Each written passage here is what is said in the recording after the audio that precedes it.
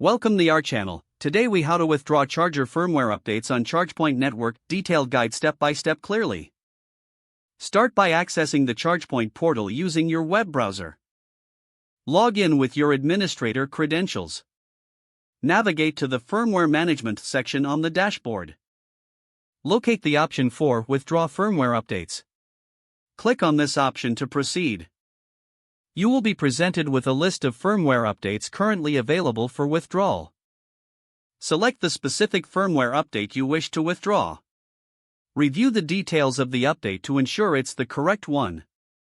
Once confirmed, click the Withdraw button. A prompt may appear asking you to confirm the withdrawal. Confirm your choice by clicking Yes or Confirm. The system will process the withdrawal request. You should receive a notification indicating that the withdrawal was successful. Check the status of the firmware update to ensure it has been retracted properly.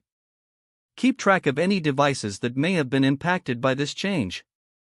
Make sure to communicate with any relevant team members regarding the withdrawal. Remember to monitor the ChargePoint portal for any updates or changes. Your firmware withdrawal process is now complete. If the page does not load, refresh the browser or try again in a private or incognito window.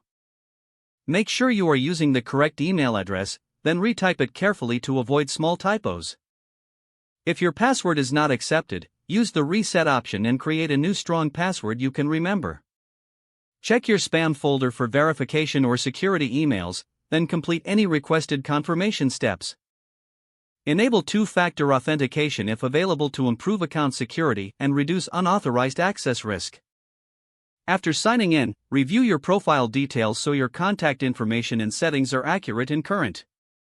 If you see an error message, note it down and try again after restarting your device and internet connection. Log out when you finish, especially on shared devices, to keep your account and payment information secure. If the page does not load, refresh the browser or try again in a private or incognito window. Make sure you are using the correct email address, then retype it carefully to avoid small typos. If your password is not accepted, use the reset option and create a new strong password you can remember.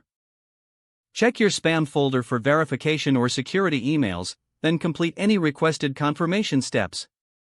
Don't forget to like this video and subscribe to our channel for more step-by-step tech guides.